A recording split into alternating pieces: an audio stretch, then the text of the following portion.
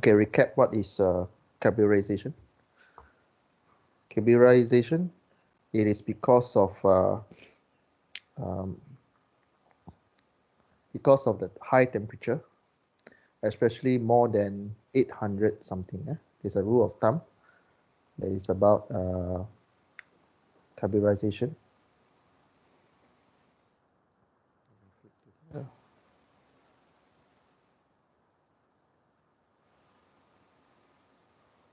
Okay. Carburization is formed because of the five popular member here, 1, 2, 3, 4, and chromium. Right, they form carbides at a high temperature. Then also with this one. Okay, so carburization, rule of thumb is that it will happen above 800 degrees C or 815 degrees C. Right? And as a product of carburization, as the temperature cool down, then you will get metal dust. Okay, yesterday we covered up to metal dust, metal dusting. So these are the picture of metal dusting. And the range of temperature where metal dusting can appear is about 400 to 800 degrees C, which is a sub-temperature of carburization. Okay? And maximum rates of corrosion under due to this metal dusting is about 700 degrees C.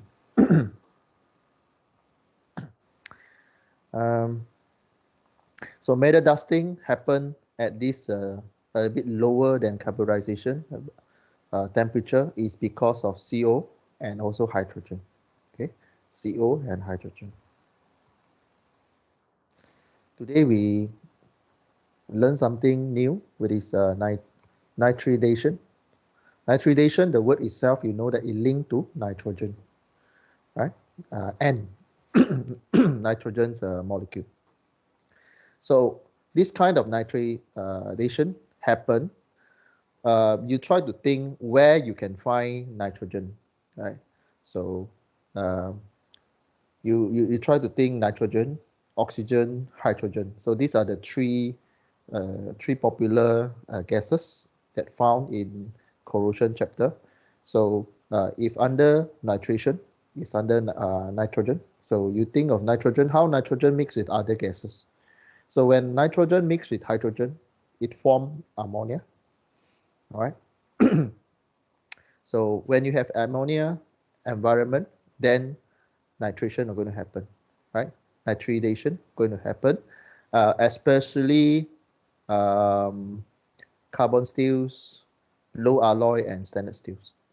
All right, nitration, their favorite attack medium. Nitration, their favorite attack medium is carbon steel, low alloy, and standard steels. Okay, so you try to think of industry that create ammonia at a very high temperature. Then nitration will take place. Right? Side products of ammonia environment or inside the ammonia environment at high temperature, you link with acid, right? Nitric acid especially. So you can think of textiles, textile industry, right? Those using chemical plant, using ammonia, or treatment plant that using ammonia. Then this kind of nitridation, corrosion will take place. Yeah. So ammonia acid, ammonia, and this is a metamine, right? So melamine is something we as engineering student we are rarely study about. Yeah? So melamine is CHN, consists of carbon, hydrogen, and nitrogen. Right. So again, for high temperature corrosion problems, normally it consists of carbon, hydrogen, nitrogen, and oxygen. These are the four four main gases that trigger the corrosion. Yeah? And then with the individual combination, then it fall under oxidation, sulfidation, carbonation, and metal dust. And now we come to nitridation. Okay. Okay. So what does our solution? Yeah. So or what happened when you have a nitrogen atmosphere? So nitridation happen when your chromium or other alloy or carbon material, right? Because nitridation, their favorite target medium is carbon steel, low alloy, and standard steels. So when you talk about that standard steel, you think of the standard steel's ingredient, right? So inside standard steels, you have two types of standard steels, authentics and ferritic or standard steels. So, however, the typical ingredient of stainless steel, you have chromium inside, right? So chromium will mix with nitrogen. It will form nitrates. Okay, nitridation, it will create nitrates. Nitrate is something that it can destroy the microstructure of the steel through embrittlement. Okay, through embrittlement mechanism. Means it will make the metals become hard and easy to break. So again, like we covered yesterday or in our previous lecture, when you have a steel operating in the hot temperature, in normal temperature, the steel managed to expand and contract. But when it under high temperature, the steel structure becomes soft, right? Becomes soft and manage to absorb vibration. However, because of nitrates or because of embrittlement mechanism happen inside the metal structure, it do not allow the metals to expand or contract. Means you'll fix the shape, and because of the stress of the liquid that travel inside and also high temperature, the metals will fail. It will rupture. So this will be the logic or reason how nitration can destroy the devices or destroy the part, right, in the industry. Okay. So one of the example of alloy that they use to handle nitridation. This is one of the solution they use. They use alloy 600 with very high nickel content, 72% nickel. Okay. Here also linked with the refinery or oil and gas industry. Okay. So this one is above when you in the oil industry, when you above 340 or 350 degrees C, you will detect ammonia in the operation. So ammonia, you have the nitrogen molecule or nitrogen element. It will trigger nitridation inside there. And what will be the nitridation? Their favorite medium, low carbon steel, standard steels, and what else? Okay, carbon steel, low alloy, standard steels. And what make them the structure weak? Because of embrittlement mechanism by the nitrates. Nitrates will destroy the ductile or ductility of the material. Okay. So this is about nitration. Next, we talk about gases. We have clear nitridation. Now we move into gases, hydrogen corrosion, right? Halogen. But halogen will be not the main corrosion type. that will happen, but it will still happen there.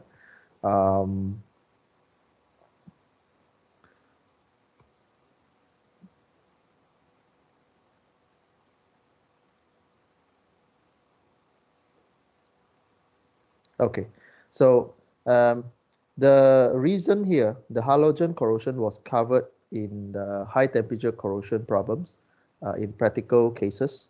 It is because halogen,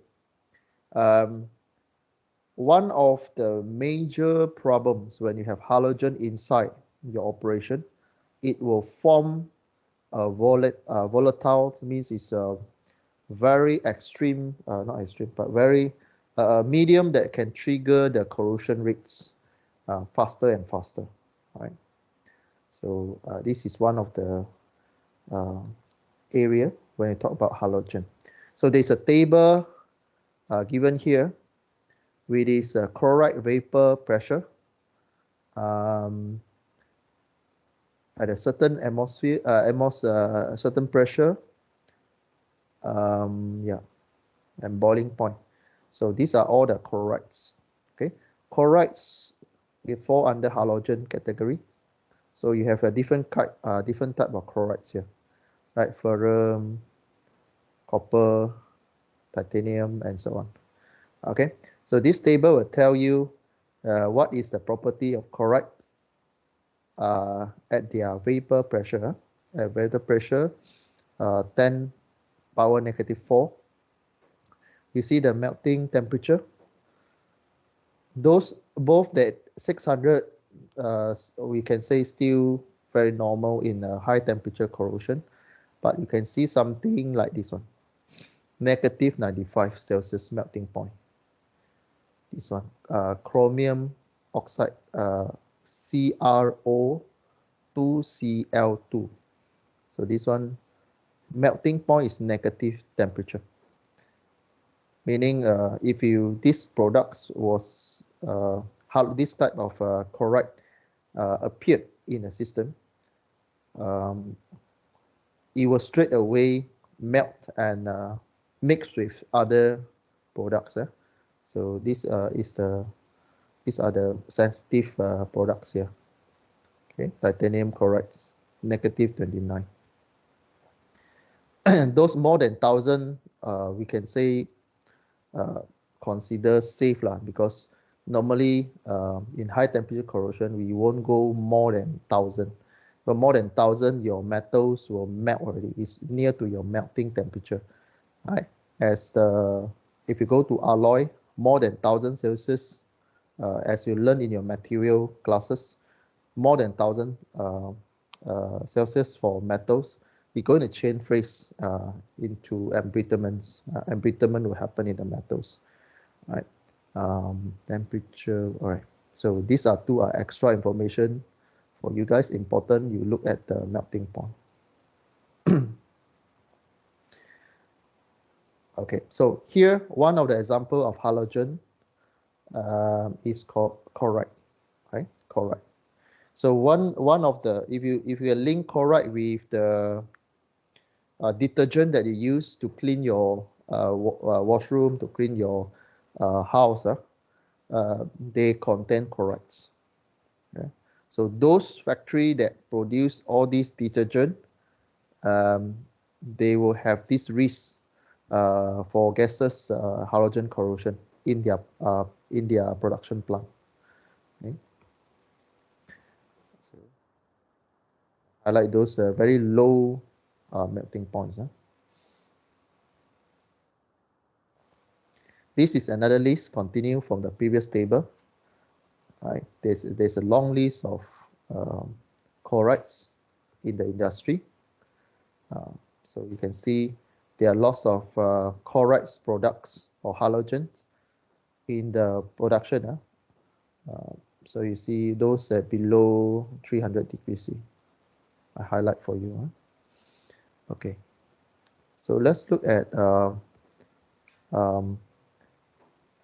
inside the crude feed, means in the oil and gas industry, how's the organic chlorides appeared. So So they appeared in the oil and gas industry or crude feed. These are chloride. However, they are removed in the distillation process. So, but anyway, since you're removing the chlorides, the organic chlorides in the oil and gas industry or in the crude feed, the piping that you use to remove the chloride, right, is still experiencing the corrosion. So this is the schematic diagram. How the crude industry or oil and gas industry, they do processing. So you can see here very hot raw products from here. Right, they will go into furnace. Okay, they go into furnace. So inside here have another type of corrosion that we covered previously. Okay, then it will go into a chamber. So this chamber, you know that this is very hot temperature. So the bottom one will be hot temperature. As it's going up, the temperature will cool down. As it's cool, the molecule or the products that collect on the top is more lighter. The density, the heaviest, the highest density, they will sink down. Okay, so this is I think you conduct this experiment before in your chemical class when the science teacher demonstrate the process of getting the hydrocarbons products. Yeah, so the bottom one, like for example tar and all this, and then the highest one is like the gas, petrol, and so on. Okay, so all these process in the crude industry or in the oil and gas industry, they will create a halogen in the process, especially chloride inside there. So all this piping, they were experiencing the halogen corrosion. Okay, and one thing interesting here is that normally the oil and gas industry, they are built very near to the sea. The power plant, not power plant, the refinery facilities is always near to the sea, where they can pump seawater, go into the refinery to cool down the operation, okay, for cooling purposes or generating enough steam for their operation. So the chlorides that enter into the piping usually from the salt water. Okay, from the salt water. Salt water, you think of one of the chemical formula for salt water is NaCl, is natrium sodium chloride, right? Sodium chloride, NaCl. So when the sodium chloride break away, become Na plus and Cl negative, then Cl negative will become the halogen component combined with the products inside the plant here. Then you will form the chlorides that I show you the table just now. There's a long list of chloride there. So since you're seeing the chlorides products, then they will trigger halogen corrosion. Okay. Just now we mentioned about chloride. Now we mention another chemical we call fluoride, F. Fluoride contaminants also happen in the halogen fall under halogen corrosion. Where does this fluoride you can find this fluoride halogen corrosion under fluoride category, or because of the fluoride or the appearance of fluoride? Where can you find them? Usually you have a machine that dealing with steam blending. And this one is alkylation operation. So again, what is alkylation?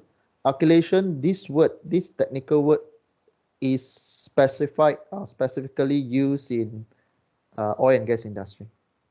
Okay? Especially you want to process the hydrocarbon, right? It's a process, it's a chemical process, right? Right. So what is important that you have seen this technical word and link this alkylation with fluoride, because this process, alkylation, will generate fluoride in the process, right?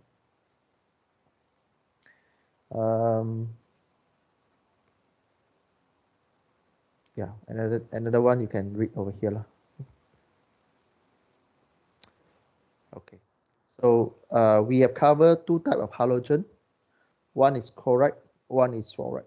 Okay, chloride and fluoride, Cl and F. Cl and F. So yeah. Next, we move to fuel acids and salt deposit. Okay, on my back you see a turbine engine.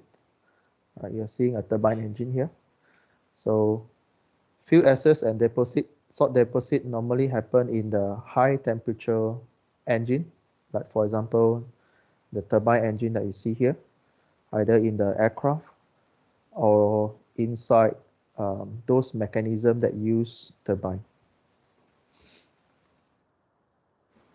So as you can see from the word itself, fuel acids and salt deposit, it means that you're looking at the salt deposits or precipitation of the salt, right?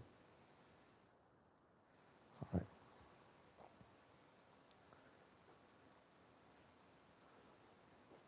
right.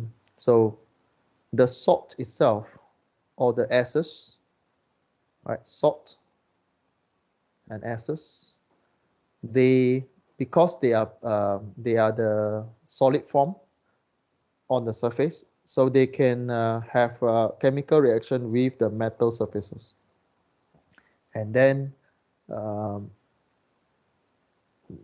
they will trigger the corrosion attack. They will destroy the oxide layer and start the corrosion attack. So what does this fuel acid and salt deposit? So this salt deposit will form between the deposit and the protective surface oxide. So means you imagine this one is a salt, this one is metals. So normally during the operation, because of high temperature, oxide will form at the surface. So the salt will come in, remove or attack the oxide. The oxide will peel off, and the salt will go inside the metals, and the corrosion will happen. Right? So this is how the salt form initiate the corrosion at very high temperature. So one of the popular ingredient in turbine operation is NaCl. Okay, NaCl that they can find in the marine atmosphere or seawater. Okay, that generate sulfates. What is sulfate? SO4 2 negative. Okay. They like to stick to the surface of the metals. Okay, so this under salt deposit. One example is NaCl. And where do you get NaCl? From seawater or near to the marine environment.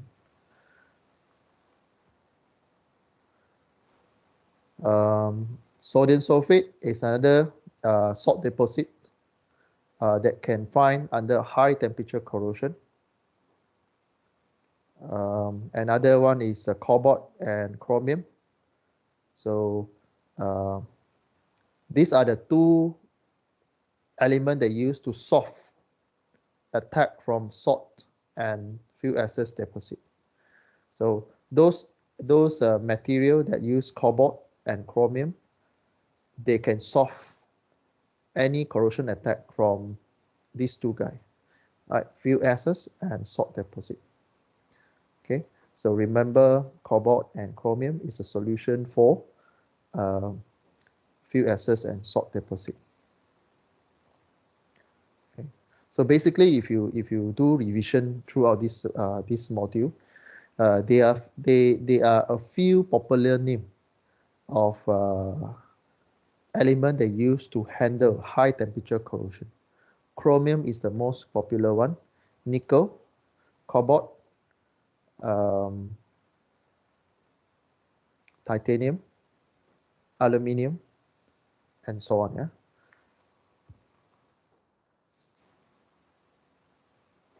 Okay. So there's a statement here. So if your alloy is less than 15% chromium, it is this guy here. This guy here, chromium. Then this salt deposit attack is very obvious, or the effect of salt deposit attack is very, here textbook they use vulnerable, highly vulnerable to the attack, meaning if your devices or your operation exposed to seawater, marine operation, normally they will use very high content of chromium, okay, higher than 15%. Okay, higher than 15%. So you can see a lot of stainless steels. Again, stainless steel, you have ferritic and also austenitic. So you choose from there. There's different code that give you percentage of chromium for the type of stainless steel that you want to use. Right, those below 15%, then they are not good for, you can say, not good for the marine environment, especially in the seawater. Right? Because seawater, you have NaCl that trigger the corrosion. Example, these are the name of the alloy they use, right? 25 chromium R something, 25 chromium, 12 nickel, and so on. So these are 1, 2, 3 example. Okay, then we look at the last category or last type of high temperature corrosion due to the molten salt. Right, so 4.3.7 mentioned about salt deposit. Salt deposit, this one is considered a solid state, a powder form.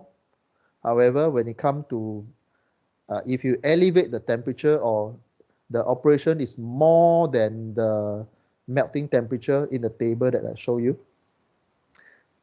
it will go into a state called molten. Okay, so it can change from salt deposit. If you change the temperature, increase the temperature, the physical or the solid states of the salt deposit, it will change to molten state. Okay, molten state. Where can you find the molten salt? In heat treating, solar energy, nuclear energy systems, fuel cell, or you do some metals fabrication, right? So during you mix in the metals foundries or metals factory, you mix, you are doing the alloying, you are producing alloy, then this molten salt will happen, right? So try to remember maybe the nuclear systems and also the solar system, right? They will create all this molten salt. Right. So this is one of the diagram that I extract from one of the journal paper published by Ding and his team. Published in 2019. This paper name is Molten Chloride Salt. Molten chloride salt for next generation concentrated solar power. So they mentioned how they use the molten chloride salt to generate power. Okay, instead of having the corrosion, they use the properties of the molten salt to generate power. Okay, quite an interesting paper, huh? Right? So these are the morphology or microstructure that you've seen under microscope. When you have a molten salt, you will see all these uh, pattern, right? All this pattern under microscope. Yeah. We as a mechanical engineer normally we won't go deep into the microscopic of studies unless you are in the material science. You go into a material area. Okay. So this is just to expose you that you have seen a microstructure before. Okay, different material have different behavior, but you will see something like that if you're having a molten salt corrosion. This is another microstructure studies. This one is on the top, right? This one is on the top. You view from the top using microscope. This one you cut away the sample and then you see from the side. Okay, you see from the side, and you will see a loss of layer there. Okay, you'll see a loss of layer. Where is the molten salt and oxide? Okay, this one later you can download my slides and have a view. All this photo I extract from Dean work, from Dean paper under molten chloride salt. Okay, and all the information is here. The DOI number is there. So I'm not sure this one is a free access, but you can try to get this paper if you're interested. Yeah. This is another diagram that explains how the corrosion by molten salts happen. And also this diagram I extract from Dean publication because so far the reference material or reference textbook that I have, they don't go in deep into molten salt, right? There's no detailed explanation about, they mention, but there's no detailed explanation on that, right? Unless you go into a very specific encyclopedia about corrosion under molten salt. Then there's a very thick articles there. For this module, we don't need to go very deep, but just expose you guys to what is the concept of molten salt. Okay, so there's a layer. So marine, this is a marine alloy. Sorry, not marine, matrix of alloy. So you have an alloy here. Then you have a oxide layer or corrosion layer. Then you have a molten salt above the oxide. Okay, so and then this one is the atmosphere. So you can see that the molten salts will go into the oxide layer or corrosion layer, and some process happen. Okay, if this layer break off, the molten salt will attack the core material. You will straight away attack the alloy.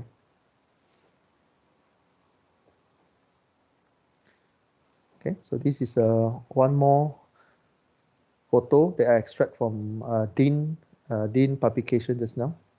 So you can see under microscope, you can see that you have a corroded layer, something like that. Very, very small. This one under 30 micron. 30 micron sizes. So meaning how long is 30 micron? This length of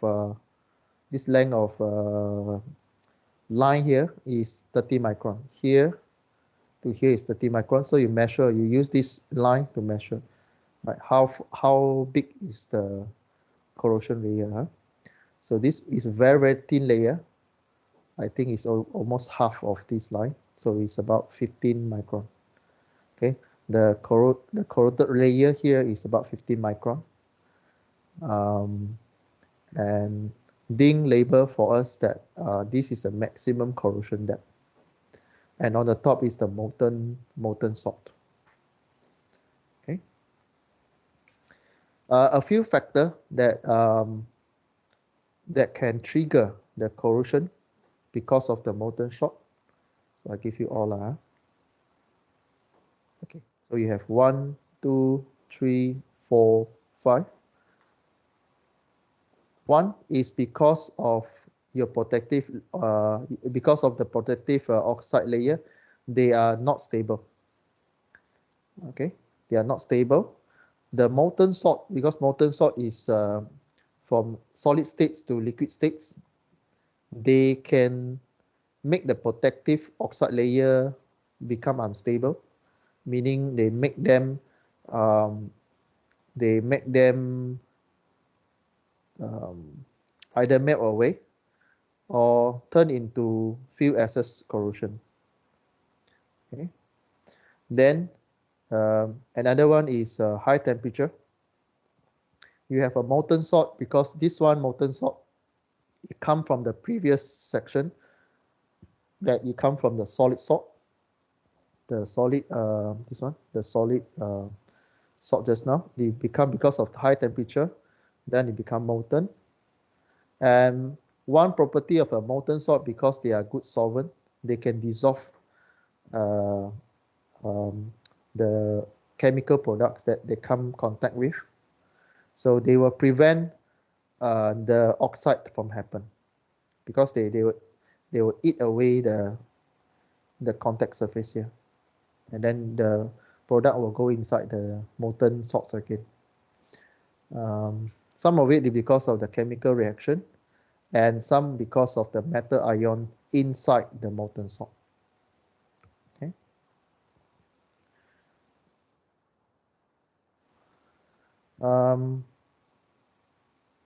After molten salt, there's one more about liquid metals. This one, liquid metals normally happen in the metal production industry of very, very high temperature, for example, nuclear plant and so on, that will melt the metals into liquid form. Okay, so something like that. So this one is a high voltage electric current that melt metals in the furnace. So you can see that corrosion of the liquid metals inside the solution here. Those that have turned into liquid, they sometimes themselves they can eat the core material inside, right? They can trigger the corrosion also.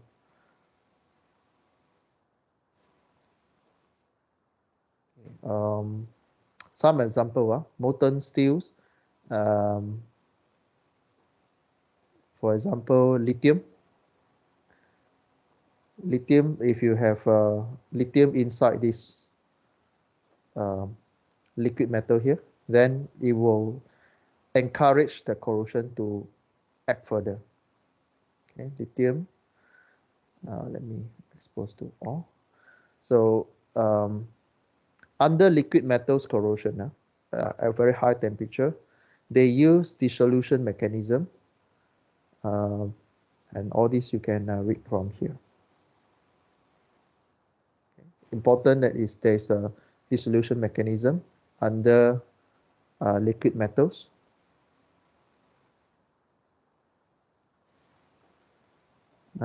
Second,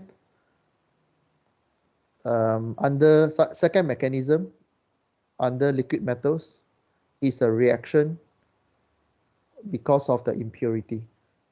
Okay? Reaction because of the impurity, carbon, oxygen, and so on in the melt liquid material, okay, inside the container. Right.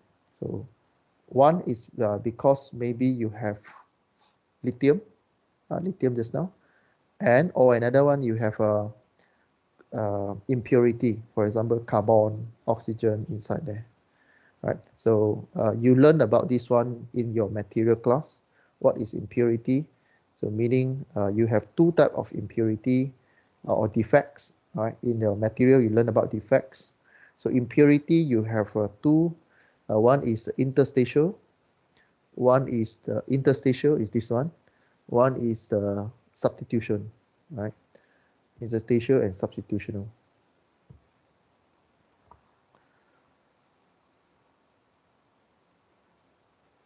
Another one that contribute to the corrosion in liquid metals is you are doing alloying. Right? You are doing alloying. Again, what is alloying? You input alien atoms inside your material. Okay, you can either use smaller molecule or you can use bigger molecule for alloying. Right. So these are the very brief schematic diagram how you do alloy formation. And I think you learned this one in your material class already. How do you do alloy formation? You either add big atom or you add a small atom in between the lattices, right? Okay, so this is a pure. This one you add a similar atom size with the black dot. You remove you put inside the black dot means the alien atom, or you can put inside the smaller atom with the green color one, or you can have a mixture of these two become this one. One example of small atom like that, it will be like your input a nickel element inside your alloy. A big atom like this, you can imagine you're inputting the carbon inside the metals solution, right? Something like that.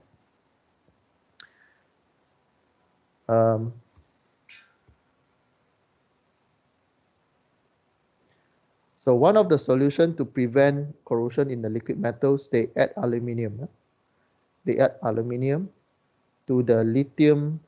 If your process having a lithium, they will add aluminium to the process. Okay.